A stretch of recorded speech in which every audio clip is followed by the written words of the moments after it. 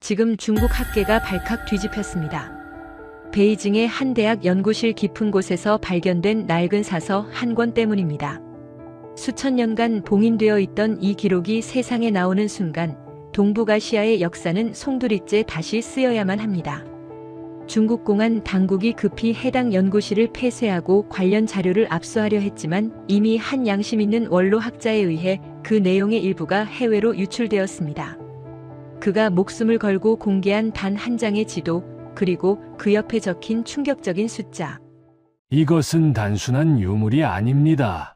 우리가 그동안 진실이라고 믿어왔던 상식을 산산조각 내는 거대한 폭탄입니다. 도대체 무엇이 적혀 있었기에 이토록 당황하는 걸까요? 우리가 교과서에서 배웠던, 그리고 전 세계가 알고 있던 그 나라의 크기는 기껏해야 한반도 북부에 머무르는 수준이었습니다.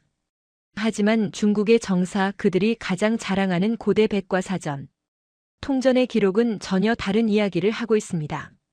동서 6,000리. 이것은 기존에 알려진 것보다 무려 6배나 거대한 크기입니다. 현재의 베이징을 넘어 실크로드가 시작되는 내륙 깊숙한 곳까지 지배했던 거대 제국. 이것이 사실이라면 지금의 중국 영토 절반 이상은 사실 그 나라의 땅이었다는 결론이 나옵니다. 3,500억 달러 가치의 역사 공정이 무너질 위기 앞에 진실을 밝히려는 자와 덮으려는 자의 숨막히는 암투가 시작되었습니다. 이 충격적인 진실 뒤에는 평생을 바쳐 거짓된 역사를 바로잡으려 했던 한 이방인의 눈물겨운 사투가 숨어 있습니다. 거대 권력에 맞서 잃어버린 제국의 영광을 되찾아주려는 그의 양심 선언. 이 이야기가 묻히지 않고 세상에 널리 퍼질 수 있도록 시작 전 여러분의 구독과 좋아요는 진실을 밝히는 가장 큰 무기가 됩니다. 알림 설정까지 부탁드립니다. 그날 새벽 저는 떨리는 손으로 연구실에 불을 끄고 빗속으로 뛰쳐나왔습니다.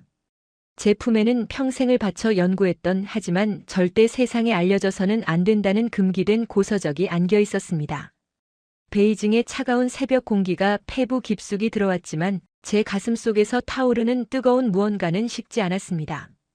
중국인인 제가 감히 조국의 역사관을 부정하고 이웃나라의 위대함을 증명해야 하는 아이러니한 운명.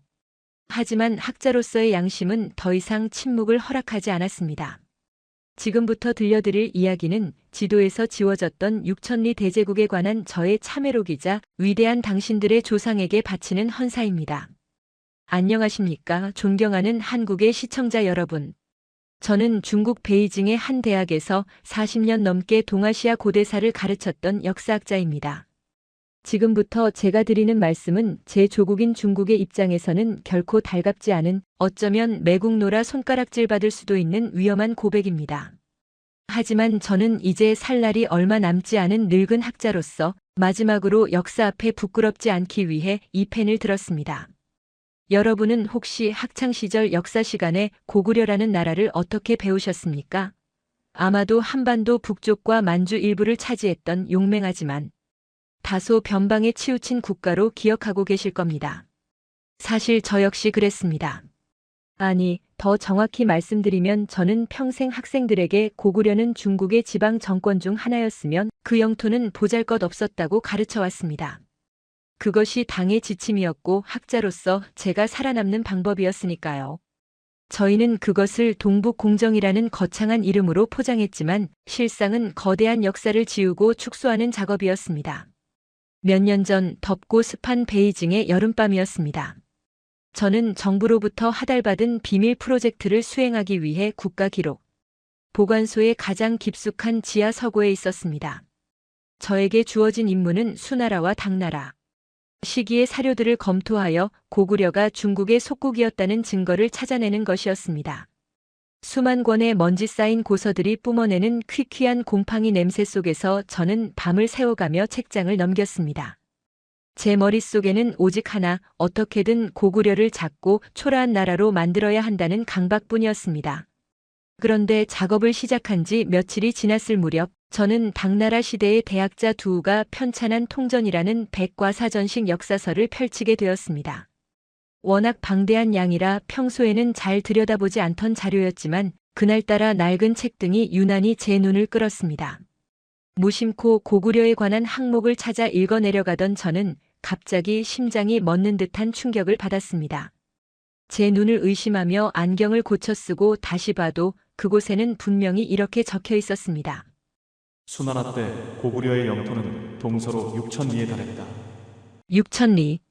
저는 순간 숨이 턱 막혔습니다. 여러분, 6,000리가 어느 정도인지 감이 오십니까? 우리가 흔히 알고 있는, 그리고 제가 평생 가르쳐왔던 고구려의 영토는 기껏해야 사방 1,000리 많아야 2,000리 정도였습니다. 그런데 6,000리라니요. 이건 단순히 숫자가 조금 다른 수준이 아니었습니다. 제가 알고 있던 상식보다 무려 6배나 더 거대한 크기였습니다. 저는 떨리는 손으로 옆에 놓인 현대식 지도를 끌어당겼습니다. 그리고 컴퍼스를 들어 6,000리의 거리를 계산해 보았습니다. 평양을 중심으로 서쪽으로 선을 그어 보았습니다. 컴퍼스의 끝은 요동반도를 지나고 산해관을 넘어 현재 중국의 수도인 베이징을 훌쩍 지나쳐 내륙 깊숙한 곳까지 뻗어나갔습니다. 이럴 수가. 말도 안 돼. 저도 모르게 입 밖으로 탄식이 흘러나왔습니다. 만약 이 기록이 사실이라면 고구려는 한반도 북부의 작은 나라가 아니었습니다. 동아시아를 넘어 유라시아 대륙의 심장부까지 장악했던 그야말로 초거대 제국이었다는 뜻이 됩니다. 처음에는 저 역시 이 기록을 애써 부정하려 했습니다. 두우가 실수했겠지. 옛날 사람들이 을에 그렇듯 과장을 섞었을 거야. 그렇게 스스로를 위로하며 책을 덮으려 했습니다. 하지만 학자의 양심이 저를 붙잡았습니다. 중국의 정사를 기록한 사관들은 결코 허투루 붓을 놀리는 법이 없습니다. 특히 지리와 영토, 거리에 관한 기록은 군사작전이나 조세 징수와 직결되는 문제였기에 병적일 정도로 정확함을 추구했습니다. 게다가 기록을 남긴 시점은 수나라와 당나라가 세계 최강의 제국으로 군림하던 시기입니다.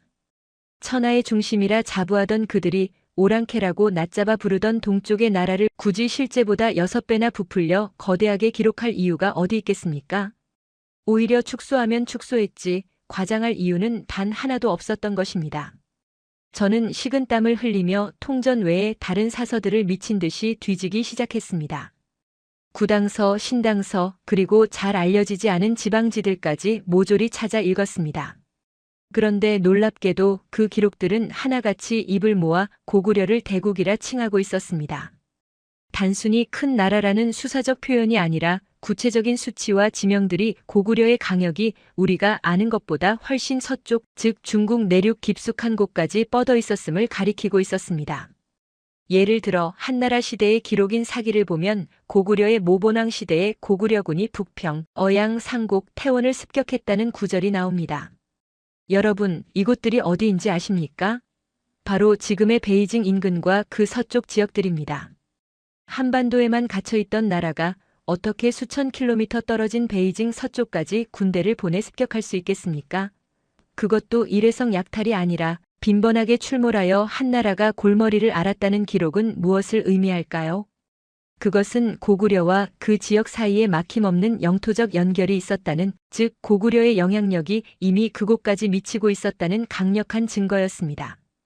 그날 밤 저는 지하 서고의 차가운 바닥에 주저앉아 한참을 멍하니 허공만 바라보았습니다. 제가 평생 강단에서 학생들에게 가르쳤던 지도가 머릿속에서 산산이 조각나고 있었습니다. 저는 학생들에게 고구려는 중국의 지방 정권이었기에 중국사에 포함된다고 앵무새처럼 가르쳤습니다. 하지만 진실은 정반대였습니다. 고구려는 중국의 지방 정권이 아니라 중국의 심장부까지 위협하고 대등하게 경쟁했던, 아니 어쩌면 한때 중국의 상당 부분을 지배했던 대제국이었던 것입니다. 3,500억 달러라는 천문학적인 돈을 쏟아부으며 중국 정부가 왜 그토록 고구려 지우기에 집착하는지 그제야 저는 뼈저리게 이해할 수 있었습니다. 그들은 두려웠던 겁니다. 이 6,000리의 진실이 세상에 드러나는 순간 중화 문명이 동아시아의 유일한 지배자였다는 그들의 논리가 모래성처럼 무너져 내릴 테니까요. 하지만 이것은 시작에 불과했습니다. 고서적의 기록은 단지 서막일 뿐, 제가 찾아낸 더 구체적이고 충격적인 증거들이 저를 기다리고 있었습니다. 그것은 문자가 아니라 흙 속에 묻혀있던 물리적 증거들이었습니다. 기록은 조작할 수 있어도 땅이 기억하는 역사는 결코 거짓말을 하지 않더군요. 저는 다음 날 날이 밝자마자 짐을 꾸려 중국 내륙의 산서성으로 향하는 기차에 몸을 실었습니다. 그곳에는 고구려가 한반도의 나라가 아니었음을 증명하는 결정적인 유적들이 잠들어 있다는 소문을 확인해야만 했습니다. 과연 그곳에서 제가 마주한 것은 무엇이었을까요? 여러분이 상상조차 하지 못했던 베이징 서쪽 깊은 곳에서 발견된 고구려의 흔적. 그 놀라운 이야기를 계속 들려드리겠습니다. 그렇게 저는 충격과 혼란을 가득 안고 베이징을 떠나 서쪽으로 향했습니다. 기차가 덜컹거리는 소리에 맞춰 제 심장도 요동쳤습니다. 창밖으로 스쳐 지나가는 풍경은 황량한 황토 고원과 끝없이 펼쳐진 옥수수밭뿐이었습니다. 이곳은 산서성. 우리가 흔히 아는 고구려의 중심지인 평양이나 만주와는 수천 킬로미터나 떨어진 중국 문명의 발상지라 불리는 황하중류 지역입니다. 상식적으로 이곳에 고구려의 흔적이 있을 리 만무했습니다. 만약 있다면 그건 정말로 역사가 뒤집히는 일대 사건이 될 테니까요. 제가 도착한 곳은 산서성의 림퍼닌분이라는 작은 도시였습니다. 관광객은커녕 외지인의 발길조차 드문 이곳에 온 이유는 현지의 늙은 농부들 사이에서 떠도는 기묘한 소문 때문이었습니다. 산 너머에 가면 주인 없는 돌무덤들이 수천 개가 널려 있는데 그 모양이 우리 한족의 것이랑은 딴판이다. 라는 이야기였죠. 저는 현지 가이드를 섭외해 낡은 지프차를 타고 비포장도로를 달렸습니다. 흙먼지를 뒤집어쓰며 도착한 곳은 인적이 드문 산비탈이었습니다. 그리고 차에서 내린 순간 저는 제 눈을 의심할 수밖에 없었습니다. 눈앞에 펼쳐진 광경은 실로 압도적이었습니다. 완만한 경사면을 따라 수백, 아니 수천 개의 돌무덤들이 끝없이 이어져 있었습니다. 그것은 중국의 전통적인 봉분형 무덤인 흙무덤이 아니었습니다. 네모난 기단 위에 강돌을 차곡차곡 쌓아 올린 피라미드 형태, 바로 고구려 고유의 묘지 양식인 적석총이었습니다. 저는 비틀거리며 무덤가로 다가갔습니다. 돌 하나를 집어들었습니다. 오랜 세월 비바람에 깎이고 이끼가 끼었지만 돌을 쌓아 올린 방식은 제가 지안집안이나 평양의 사진으로만 보았던 고구려의 축조술과 너무나 흡사했습니다. 교수님, 이건 흉노족의 무덤 아닐까요? 의같이 간 제자 녀석이 조심스럽게 물었습니다. 저는 고개를 저었습니다. 아니야. 흉노는 이런 식으로 돌을 정교하게 쌓지 않아. 이건 고구려야. 제 목소리는 가늘게 떨리고 있었습니다. 중국 내륙 깊숙한 곳, 그것도 황하 문명의 심장부라 할 수 있는 산서성. 한복판에 고구려 귀족들의 무덤인 적석총이 때로 존재한다니. 이것을 어떻게 설명해야 합니까? 단순히 전쟁 포로로 잡혀온 몇몇 사람들의 무덤이라기엔 그 규모가 너무나 방대했고 위치 또한 전략적 요충지였습니다. 이것은 일시적인 체류가 아니라 오랜 기간 이곳을 지배하고 통치했다는 명백한 증거였습니다. 더욱 놀라운 것은 그 주변에서 발견된 유물들이었습니다. 현지 박물관 수장고에는 출처가 불분명하다는 이유로 전시되지 못한 채 먼지만 뒤집어 쓰고 있는 유물들이 가득했습니다. 박물관장의 양해를 구해 수장고에 들어선 저는 나무 상자 하나를 열어보고는 그 자리에 얼어붙고 말았습니다. 그 안에는 녹슨 금동관 조각과 함께 독특한 형태의 토기들이 들어있었습니다. 특히 세 발 달린 솥 3조고 문양이 새겨진 토기 조각은 저를 전율케 했습니다. 그리고 또 다른 상자에서 나온 불상 하나. 한쪽 다리를 다른 쪽 무릎에 올리고 깊은 생각에 잠긴 듯한 미소를 띠고 있는 금동반가 사유상. 그 우아하고 세련된 곡선은 신라나 백제의 것과도 통하지만 힘차고 강인한 기상은 영락없는 고구려의 양식이었습니다. 이게 왜 여기 있는 거지? 저는 혼잣말을 되뇌었습니다. 반가 사유상은 삼국시대 한반도의 대표적인 불교 예술입니다. 그런데 이것이 산서성 남부에서 그것도 다량으로 출토되었다는 사실은 무엇을 말해줍니까? 당시 중국 학계는 이를 두고 북위 시대의 유물이라고 뭉뚱그려 설명하고 있었습니다.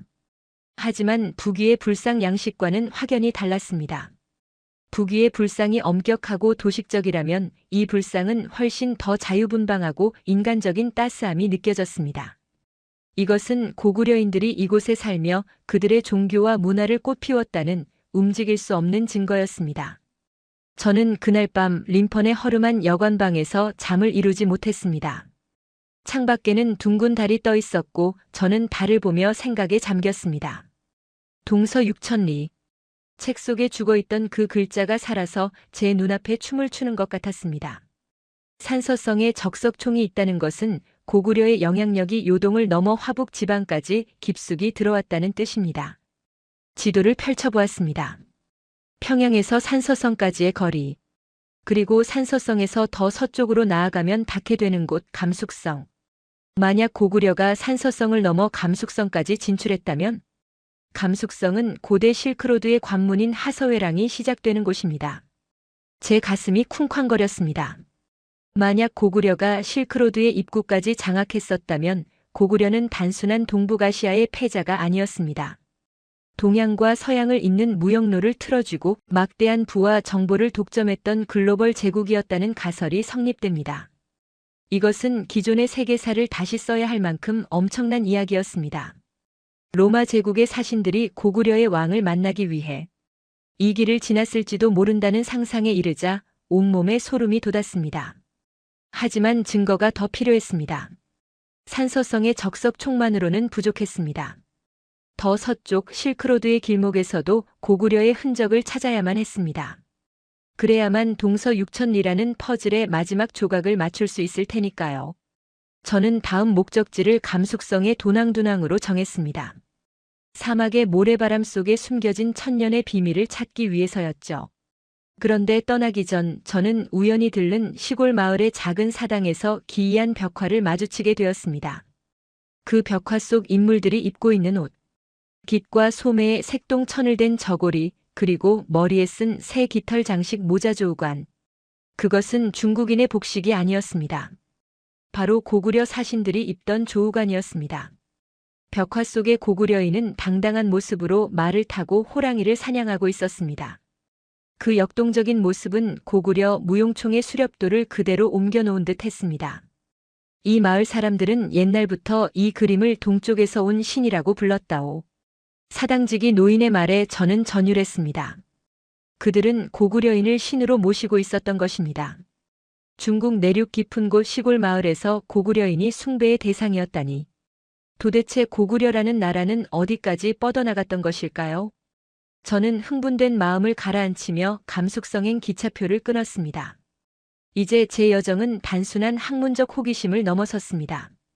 이것은 잃어버린 제국, 잊혀진 영광을 찾아 떠나는 순례길이나 다름없었습니다. 과연 실크로드의 모래바람 속에는 또 어떤 놀라운 진실이 저를 기다리고 있을까요? 사막 한가운데서 발견된 충격적인 기록, 그 이야기를 계속 들려드리겠습니다. 덜컹거리는 기차는 황하를 건너 서쪽으로, 더 서쪽으로 끊임없이 달렸습니다. 창밖의 풍경은 어느새 푸른 숲에서 황량한 갈색의 대지로 바뀌어 있었습니다. 이곳은 감숙성.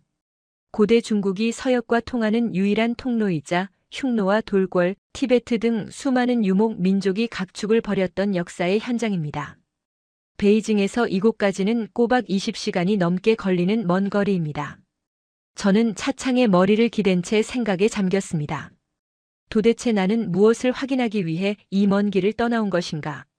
제 머릿속에는 여전히 동서 6천리라는 단어가 망령처럼 맴돌고 있었습니다. 만약 산서성에서 보았던 그 적석총들이 고구려의 동쪽 경계가 아니라 영토의 중간 지점이었다면 고구려의 서쪽 끝은 과연 어디란 말입니까? 그 답을 찾기 위해 저는 지금 실크로드의 관문, 도낭두낭으로 향하고 있었습니다. 밤이 깊어 도착한 도낭의 공기는 차갑고 건조했습니다. 모래 섞인 바람이 불 때마다 수천 년 전 이곳을 지나갔을 낙타 상인들의 방울 소리가 들리는 듯 했습니다.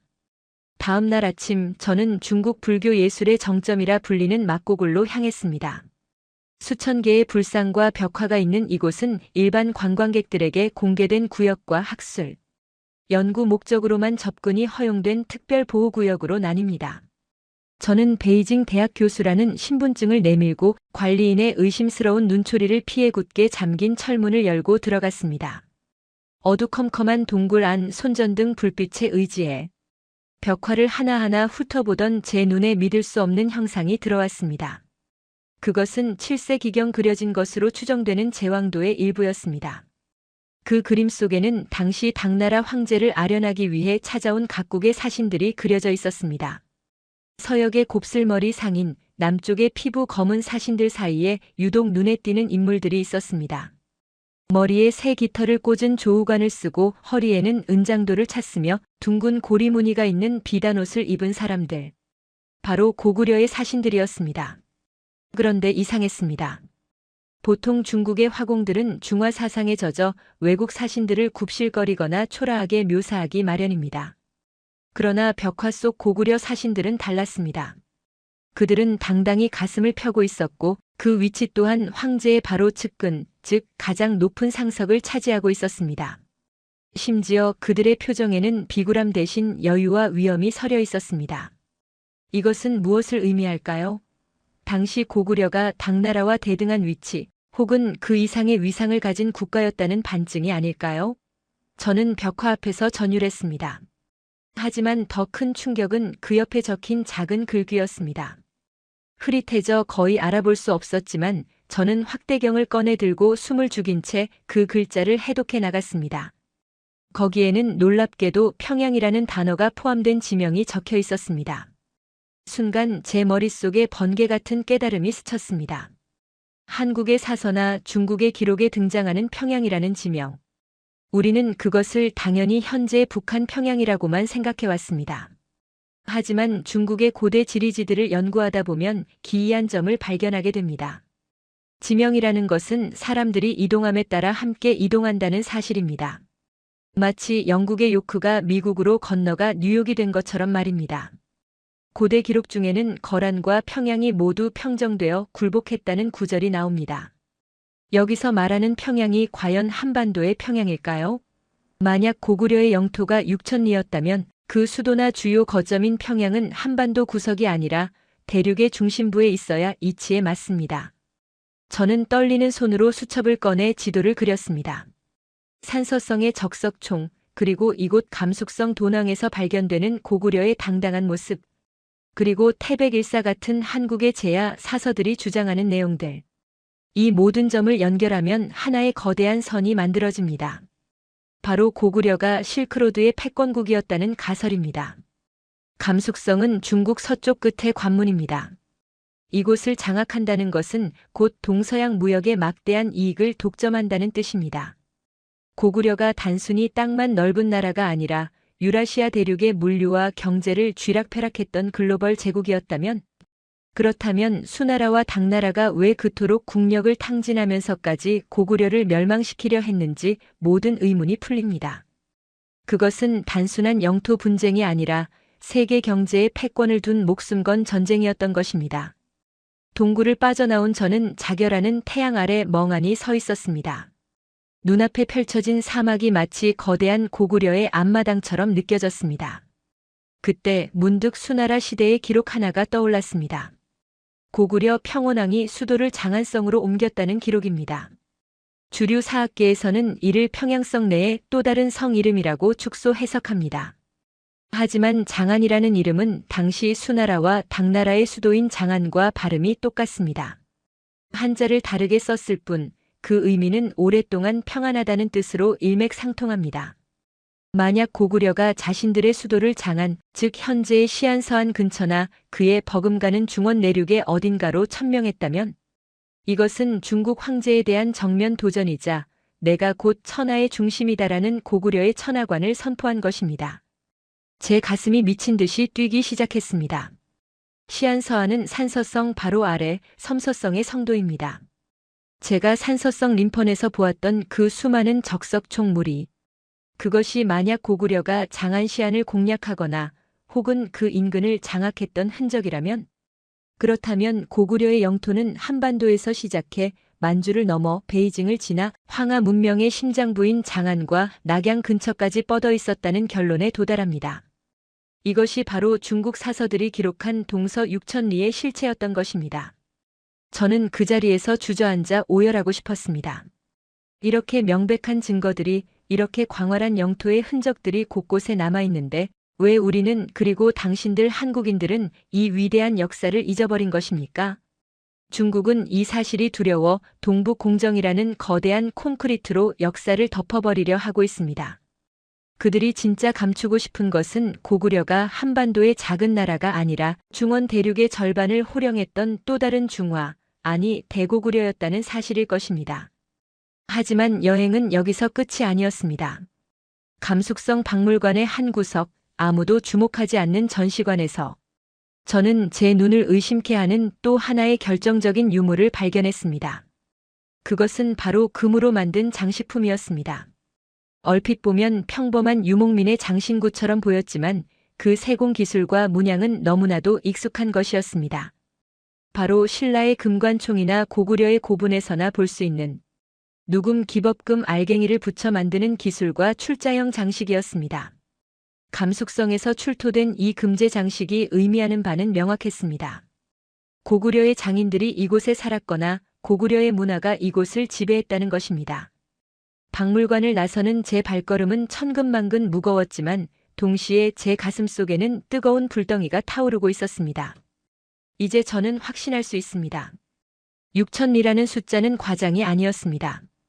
그것은 우리가 잃어버린, 아니 빼앗긴 제국의 실제 크기였습니다. 베이징으로 돌아가는 기차 안에서 저는 결심했습니다. 이 모든 사실을 정리하여 세상에 알려야 한다고. 비록 제 조국이 저를 배신자로 낙인 찍을지라도 진실을 덮을 수는 없습니다. 그러나 베이징에 도착하자마자 저를 기다리고 있던 것은 연구실의 폐쇄와 공안의 감시였습니다. 제 연구가 핵심에 다가가자 누군가가 저를 주시하기 시작한 것입니다. 하지만 저는 멈출 수 없었습니다. 마지막으로 확인해야 할 것이 하나 더 남아 있었기 때문입니다. 그것은 문헌이나 유물이 아닌 사람들의 기억 속에 남아있는 고구려의 흔적이었습니다. 중국인들이 자신들의 조상이라고 믿고 제사를 지내는 사당들, 그 속에 숨겨진 엉뚱한 진실. 한족이 아닌 고구려 장수를 신으로 모시고 있는 기막힌 현장들이 중국 곳곳에 숨어 있습니다. 이제 저는 중국 민간 신앙 속에 박제되어 살아 숨쉬는 고구려의 영혼들, 그리고 정부의 탄압 속에서도 제가 어떻게 이 기록들을 지켜냈는지 그 긴박했던 순간들을 말씀드리겠습니다. 베이징으로 돌아온 후 저를 둘러싼 공기는 확연히 달라져 있었습니다. 연구실의 전화기 너머에서는 기계적인 잡음이 들려왔고 아파트 입구에는 낯선 검은 세단이 며칠째 주차되어 있었습니다. 그들은 제가 감숙성에서 무엇을 보았는지 그리고 무엇을 가져왔는지 알고 싶어하는 눈치였습니다. 동료 교수들은 저와 눈을 마주치기를 꺼렸고 대학 본부에서는 건강상의 이유를 들어 안식년을 권고했습니다. 사실상 해고나 다름없는 처사였지만 저는 오히려 이를 기회로 삼았습니다. 학교라는 울타리 안에 갇혀서는 결코 볼 수 없는 진짜 역사를 확인할 마지막 기회라고 생각했기 때문입니다. 문헌은 불태워질 수 있고 유물은 박물관 수장고 깊은 곳에 유폐될 수 있지만 사람들의 입에서 입으로 전해지는 기억만큼은 권력도 어찌할 수 없는 법입니다. 제가 마지막으로 향한 곳은 허베이성 하북성의 깊은 산골, 태행산맥 줄기에 자리 잡은 왕가장이라는 이름 없는 마을이었습니다. 지도에도 잘 나오지 않는 이 빈촌을 찾은 이유는 수십 년 전 민속학 조사를 다녀왔던 선배 교수가 술자리에서 흘리듯 했던 기묘한 이야기 때문이었습니다. 그 마을 사람들은 춘절이나 중추절 같은 중국 명절은 대충 지내면서 음력 10월만 되면 온 마을이 뒤집어질 듯 거대한 제사를 지낸다네. 그런데 그들이 모시는 신의 이름이 아주 괴상해. 비포장도로를 몇 시간이나 달려 마을 입구에 들어서자 붉은 깃발이 나부끼는 낡은 사당 하나가 눈에 들어왔습니다. 겉보기에는 관우나 토지신을 모시는 평범한 중국 사당처럼 보였습니다. 하지만 안으로 들어선 순간 저는 등줄기를 타고 흐르는 서늘한 전율을 느꼈습니다. 향 냄새가 자욱한 본당 중앙에 모셔진 거대한 신상. 붉은 얼굴에 긴 수염을 기른 관우의 모습이 아니었습니다. 갑옷을 입고 호랑이 가죽을 걸친 채 오른손에는 긴 창을, 왼손에는 독특한 형태의 둥근 고리자루 칼 한두 대도를 쥐고 있는 장군의 형상이었습니다. 그리고 결정적으로 그 신상의 머리에는 양옆으로 꿩 깃털을 꽂은 절풍 조우관이 씌워져 있었습니다. 중국 한족의 마을 한복판에 고구려 장수의 형상을 한 신이라니. 저는 촌장으로 보이는 노인에게 떨리는 목소리로 물었습니다. 어르신, 이분은 누구십니까? 어찌하여 이런 복장을 하고 계십니까? 노인은 곰방대 연기를 길게 내뿜으며 무심한 듯 대답했습니다. 우리는 이분을 가오리 다왕 혹은 동쪽에서 오신 장군님이라고 부른다오. 아주 먼 옛날 탐관 오리들이 곡식을 빼앗고 우리를 죽이려 할 때 동쪽에서 번개처럼 나타나 우리를 구해주고 배불리 먹여주신 분이지. 황제보다 더 무서우면서도 우리 같은 백성에게는 한없이 자비로운 분이셨어. 가오리. 그것은 중국인들이 고구려를 부르던 명칭이었습니다. 저는 숨이 멎을 것만 같았습니다. 중국의 정사는 고구려를 오랑캐, 침략자라고 기록하고 있습니다. 하지만 수천 년을 이어온 민초들의 기억 속 고구려는 약탈자가 아니었습니다. 부패한 중국 왕조의 압제로부터 자신들을 해방해준 구원자이자 영웅이었습니다. 이것은 고구려가 단순히 무력으로 땅만 넓힌 것이 아니라 점령지의 백성들에게 선정을 베풀고 그들의 마음을 얻는 통치력을 갖춘 제국이었음을 증명하는 살아있는 증거였습니다. 노인의 이야기는 밤새도록 이어졌습니다. 마을 전설에 따르면 이 장군은 바람을 타고 날아다니며 쇠로 된 갑옷을 입은 기병개마무사 수만 명을 거느리고 단숨에 성을 함락시켰다고 했습니다. 그 묘사는 고구려 광개토태왕이나 연개소문의 활약상과 소름 끼칠 정도로 일치했습니다. 더욱 충격적인 것은 사당의 천장이었습니다. 거미줄과 그 흐름에 가려져 잘 보이지 않던 천장 대들보에 검은 먹으로 그려진 그림 하나가 희미하게 남아 있었습니다. 붉은 태양 안에 살고 있는 달이 색달린 까마귀, 바로 고구려의 상징 삼조고였습니다. 중국 황실의 상징인 용이나 봉황이 있어야 할 자리에 고구려의 삼조고가 그려져 있다는 것. 이것은 이 지역이 한때 고구려의 완벽한 지배 아래 있었으며 그들의 문화와 사상이 백성들의 삶 깊숙이 뿌리내렸다는 명백한 물증이었습니다. 허베이성은 베이징을 감싸고 있는 지역입니다. 이곳에서 고구려의 신앙이 발견된다는 것은 고구려가 베이징을 넘어 중원 깊숙한 곳까지 실질적인 영향력을 행사했다는 동서 6,000리 설을 뒷받침하는 결정적인 쐐기였습니다. 저는 카메라를 꺼내 셔터를 눌렀습니다. 찰칵 찰칵. 플래시가 터질 때마다 어둠 속에 숨어있던 삼조고가 날카로운 눈빛으로 저를 노려보는 것 같았습니다. 마치 왜 이제야 왔느냐, 왜 우리를 잊고 살았느냐라고 꾸짖는 듯 했습니다. 가슴이 먹먹해져 왔습니다.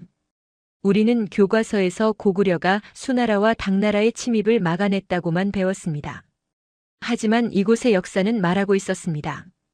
고구려는 단순히 방어만 한 것이 아니라 중원을 호령하고 백성들의 숭배를 받을 만큼 위대한 문명을 가진 천자국이었다고 말입니다.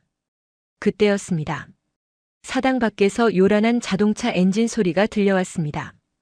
곧이어 거친 고함과 함께 문이 쾅 열리며 공안 제복을 입은 사내들이 들이닥쳤습니다. 리우 교수, 당신을 국가 기밀 유출 및 사회 질서 교란 혐의로 연행하겠소. 촌장 노인이 막아서려 했지만 그들은 거칠게 노인을 밀치고 제 카메라와 수첩을 빼앗았습니다. 저는 반항하지 않았습니다. 이미 예상했던 일이었으니까요. 하지만 그들이 제 카메라의 메모리 카드를 압수하는 순간 저는 그들의 눈빛에서 두려움을 읽었습니다. 천하의 중국 공산당이 일개 늙은 교수의 낡은 카메라를 그토록 두려워하는 이유가 무엇이겠습니까? 그 안에 담긴 진실이 그들이 쌓아올린 가짜 역사의 탑을 무너뜨릴 수 있는 폭탄이기 때문입니다. 베이징으로 압송되는 차 안에서 저는 창밖으로 멀어지는 마을을 하염없이 바라보았습니다. 어둠 속에 잠긴 사당 위로 붉은 달이 떠 있었습니다. 비록 제 기록은 압수당했지만 제 머릿속과 가슴에 새겨진 그날의 광경은 누구도 지울 수 없습니다. 취조실의 차가운 철제 책상 앞에서 수사관은 저에게 으름장을 놓았습니다. 이따위 미친 소리를 누가 믿을 것 같아? 고구려는 중국의 지방 정권일 뿐이야. 내가 본 건 다 헛것이고 조작된 거야. 당장 모든 주장을 철회하고 조용히 은퇴해. 그들의 협박은 역설적으로 저에게 확신을 주었습니다. 아, 내가 찾은 것이 진짜구나. 그들이 이토록 필사적으로 감추려는 것을 보니 고구려는 정말로 6,000리 대제국이었구나. 저는 수사관의 눈을 똑바로 쳐다보며 말했습니다. 당신들은 내 입을 막을 수 있고 책을 불태울 수는 있을 겁니다. 하지만 저 산골 마을 촌부들의 제사상까지 엎을 수는 없을 겁니다. 1500년이 지난 지금도 그들은 매년 고구려의 왕에게 절을 올리고 있습니다. 그것이 민심이고 그것이 진짜 역사입니다. 며칠간의 강도 높은 조사 끝에 저는 풀려났습니다. 하지만 더 이상 강단에 설 수 없게 되었고 제 모든 연구 자료는 폐기 처분되었습니다. 저는 하루아침에 명예로운 학자에서 정신 나간 노인 취급을 받게 되었습니다. 하지만 저는 멈추지 않았습니다. 감시가 소홀한 틈을 타 저는 기억 속에 남아있는 모든 퍼즐 조각들을 맞추기 시작했습니다. 기록은 사라졌지만 진실은 제 안에 살아있으니까요. 이제 마지막 이야기가 남았습니다. 왜 우리는 이 거대한 역사를 잊어버리게 되었는가? 그리고 중국은 왜 3,500억 달러라는 천문학적인 돈을 쏟아부으며 고구려 지우기에 목숨을 거는가? 이 거대한 음모의 실체와 이제 우리, 아니 여러분, 한국인들이 해야 할 일이 무엇인지에 대해 피를 토하는 심정으로 말씀드리고자 합니다. 지도에서 지워진 나라 그러나 결코 사라지지 않은 제국의 마지막 비밀. 그 가슴 아픈 결말을 바로 이어서 전해드리겠습니다. 이제 긴 이야기의 끝자락에 도달했습니다. 공안의 감시 속에서 연구실을 뺏기고 평생 쌓아온 명예가 바닥에 떨어진 지금 저는 베이징 외곽의 낡은 아파트에 집거하며 이 글을 쓰고 있습니다. 창밖으로는 스모그 가득한 회색 하늘만이 보일 뿐입니다. 하지만 제 눈앞에는 여전히 선명합니다. 산서성의 그 거대한 적석총 군락, 도낭의 벽화 속에서 당당히 어깨를 펴고 있던 고구려 사신, 그리고 허베이성 산골 마을 사람들이 신으로 모시던 고구려 장수의 모습이 말입니다. 많은 분이 의아해하실 겁니다. 도대체 왜 중국 정부는 무려 3,500억 달러라는 천문학적인 예산을 쏟아부으며 동북공정이라는 이름으로 고구려 역사를 훔치려 하는가? 단순히 과거의 영광을 차지하고 싶어서일까요? 아닙니다. 그 이유는 훨씬 더 현실적이고 그들에게는 치명적인 공포 때문입니다. 중국은 수많은 민족으로 이루어진 국가입니다. 만약 고구려가 중국의 지방 정권이 아니라 중국과 대등하거나 혹은 중국의 심장부를 지배했던 독자적인 천자국이었다는 사실이 공인된다면 어떻게 될까요? 현재 중국 영토의 상당 부분인 만주와 내몽골, 심지어 화북 지방에 대한 역사적 정통성이 흔들리게 됩니다. 더욱이 그들이 가장 두려워하는 시나리오, 즉 언젠가 남북한이 통일되어 강력한 국력을 갖게 되었을 때 이 땅은 원래 우리의 역사적 강역이었다라고 주장할 수 있는 명분이 생기는 것을 그들은 죽기보다 두려워하는 것입니다. 그래서 그들은 아예 싹을 자르려는 겁니다. 고구려를 중국사로 편입시켜버리면 나중에 한국이 통일되더라도 감히 영토에 대한 권리를 주장할 수 없을 테니까요. 하지만 여기서 저는 뼈아픈 질문을 하나 던져야겠습니다.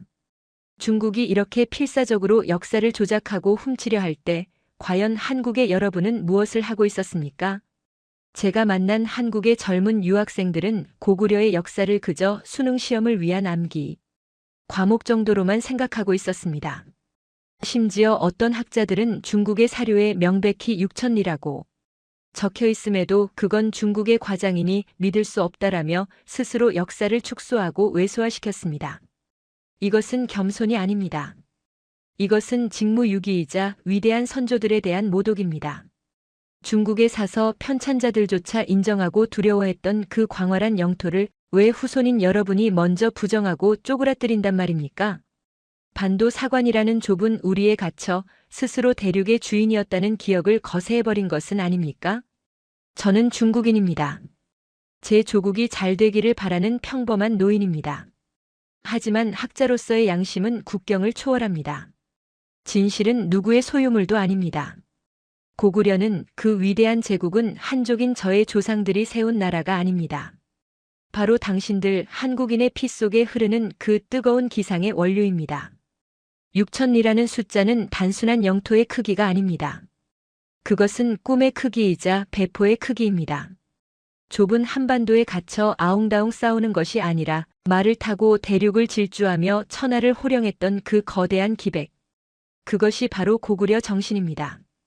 지금 한국이 세계 속에서 K문화로, 경제로, 기술로 놀라운 성취를 이루고 있는 것도 어쩌면 그 피 속에 잠재된 고구려의 유전자가 다시 깨어나고 있기 때문 아닐까요? 이제 저는 등불 앞의 바람처럼 위태로운 처지입니다. 이 원고가 세상에 공개되고 나면 저에게 어떤 일이 닥칠지 모릅니다. 아마도 저는 소리 소문 없이 사라지거나 영원히 침묵을 강요받게 되겠지요. 하지만 후회는 없습니다. 제가 본 진실, 그 압도적인 역사의 증거들을 단 한 사람에게라도 더 전할 수만 있다면 제 인생은 그것으로 충분합니다. 부디 간곡히 부탁드립니다. 이 이야기를 듣고 계신 한국의 시청자 여러분, 분노하십시오. 그리고 기억하십시오. 빼앗긴 역사는 되찾아올 수 있지만 잊어버린 역사는 영원히 사라집니다. 중국이 콘크리트로 덮어버린 유적들, 왜곡해버린 교과서들. 그 너머에 있는 진짜 고구려를 보십시오. 베이징의 서쪽 끝, 실크로드의 모래바람 속에 묻혀있는 당신들의 조상을 찾아내십시오. 그들은 1500년이 지난 지금도 그 낯선 땅에서 후손들이 자신들을 기억해 주기를, 우리는 자랑스러운 고구려인이다라고 외쳐주기를 기다리고 있습니다. 지도는 종이 위에 그리는 것이 아니라 사람의 마음속에 그리는 것입니다. 여러분의 마음속 영토가 6000리로 넓어지는 순간 고구려는 역사책 속의 죽은 나라가 아니라 내일을 살아갈 위대한 미래가 될 것입니다. 부디 저 늙은 중국인 학자의 마지막 고백이 헛되지 않도록 당신들의 잃어버린 제국을 꼭 되찾아 주십시오. 지금까지 저의 긴 이야기를 들어주셔서 감사합니다. 역사의 진실이 승리하는 그날을 저승에서라도 기원하겠습니다. 이 글을 마무리하려는 순간 창밖에서 들리는 사이렌 소리에 펜을 쥔 손이 멈칫했습니다. 아마도 저에게 허락된 시간은 그리 많이 남지 않은 것 같습니다. 그래서 저는 마지막 힘을 짜내어 앞선 이야기에서 차마 다 하지 못했던 가장 위험하고도 시급한 이야기를 덧붙이려 합니다. 이것은 단순한 역사 논쟁을 넘어 여러분의 자식 세대, 그리고 앞으로 다가올 통일 한국의 미래와 직결된 생존의 문제입니다. 여러분, 중국이 왜 그토록 막대한 자금을 들여 고구려뿐만 아니라 발해의 역사까지, 심지어 아리랑과 김치, 한복까지 자신들의 것이라 우기는지 곰곰이 생각해 보신 적 있습니까? 단순히 문화적 열등감 때문일까요? 아닙니다. 그들의 속내는 훨씬 더 검고 치밀합니다. 베이징의 고위 간부들이 모인 비공개 회의석상에서 제가 직접 들었던 충격적인 발언을 하나 공개하겠습니다. 그들은 이렇게 말했습니다. 한반도가 통일되는 순간 한국인들은 반드시 간도 협약의 무효를 주장할 것이다. 그때 고구려와 발해가 한국의 역사로 남아있다면 우리는 동북 삼성만주의 영토권을 주장할 명분을 잃게 된다. 그러니 통일이 오기 전에 역사라는 뿌리부터 완전히 잘라내어 중국의 것으로 만들어야 한다. 소름 끼치지 않습니까? 1909년 일제가 남의 나라 땅인 간도를 멋대로 청나라에 넘겨준 간도협약. 국제법적으로 명백한 불법이자 무효인 이 조약 때문에 여러분의 땅은 지금도 중국의 지배하에 놓여 있습니다. 중국 지도부는 알고 있습니다. 언젠가 한국이 힘을 키우고 통일이 되면 국제사회에 이 불법성을 알리고 고토 회복을 요구할 것이라는 사실을 말입니다. 그들이 가장 두려워하는 시나리오가 바로 이것입니다. 그래서 그들은 3,500억 달러라는 돈을 역사 세탁 비용으로 쓰고 있는 것입니다. 고구려가 중국의 지방 정권이었다고 우겨야만 나중에 한국이 원래 우리 땅 내 나라라고 했을 때 무슨 소리냐, 옛날부터 중국 땅이었다라고 반박할 수 있기 때문입니다. 즉, 지금 벌어지고 있는 역사 전쟁은 과거의 자존심 싸움이 아닙니다. 이것은 미래의 영토 전쟁을 위한 예행 연습입니다. 제가 연구했던 고지도들, 그 속에 그려진 6000리의 국경선은 단순히 옛날 이야기가 아닙니다. 그것은 여러분이 언젠가 되찾아야 할, 그리고 중국이 필사적으로 뺏기지 않으려 발버둥치는 부동산 등기 권리증이나 다름없습니다. 그런데 정작 땅 주인인 여러분은 왜 침묵하고 계십니까? 왜 남의 집 강도가 문패를 바꿔 달고 있는데도 설마 진짜 뺏어가겠어? 라며 팔짱만 끼고 계십니까? 저는 늙고 병든 중국인 학자일 뿐입니다. 제 나라의 국익을 위해 평생을 살았지만 진실을 외면하는 것은 학자가 할 짓이 아니기에, 그리고 남의 것을 훔치는 것은 부끄러운 일이기에 이렇게 내부 고발을 합니다. 제가 만난 고구려는, 그 기상은 결코 대륙의 한 구석에 찌그러져 있을 그릇이 아니었습니다. 만주 벌판을 호령하던 개마무사의 말발굽 소리는 멈춘 것이 아니라 잠시 숨을 고르고 있을 뿐입니다. 그 숨결을 다시 깨우는 것은 오직 여러분의 몫입니다. 한국의 중장년 여러분, 그리고 청년 여러분, 부디 백두산에 가보십시오. 중국 쪽에서 올라가면 장백산이라는 비석이 서 있습니다. 그들은 백두산을 자신들의 영산이라 가르치고 고구려 유적지에는 중화민족의 유산이라는 팻말을 박아놓았습니다. 그 현장을 똑똑히 눈에 담고 가슴에 분노를 새기십시오. 그리고 자녀들에게 가르치십시오. 저 광활한 만주 벌판이, 저 웅장한 백두산이, 그리고 베이징 근처까지 호령했던 그 기상이 바로 너희들의 것이다라고 말입니다. 이제 문을 두드리는 소리가 거칠어지고 있습니다. 이 원고를 전송 버튼 하나로 세상에 내보내고 나면 저는 어쩌면 다시는 햇빛을 보지 못할지도 모릅니다. 하지만 두렵지 않습니다. 제가 밝힌 6,000리의 진실이 불씨가 되어 한국인 여러분의 가슴속에 거대한 들불처럼 번져나갈 것을 믿기 때문입니다. 역사는 기록하는 자의 것이 아니라 기억하고 지키는 자의 것입니다. 부디 저의 이 마지막 목숨건, 고백이 잠자고 있던 여러분의 고구려 DNA를 깨우는 기폭제가 되기를 간절히 소망합니다. 부디 강해지십시오. 그리고 통일하십시오. 그리하여 놈들이 가장 두려워하는 그날 당당하게 잃어버린 고토를 밟고 서서 동아시아의 진정한 주인이 누구인지 전 세계에 포효해 주십시오. 그것이 이름 모를 중국의 노학자가 당신들에게 남기는 마지막 유언이자 부탁입니다. 대한민국, 그리고 위대한 고구려의 후예들이여. 건투를 빕니다. 이 사연은 익명의 제보자가 보내온 기록을 바탕으로 재구성되었습니다. 진실을 알리기 위해 희생을 감수한 그의 용기에 깊은 경의를 표합니다. 오늘 전해드린 이 충격적인 이야기, 여러분은 어떻게 들으셨습니까? 누군가는 믿기 힘든 이야기라 할 것이고 누군가는 가슴이 뜨거워지는 전율을 느꼈을 것입니다.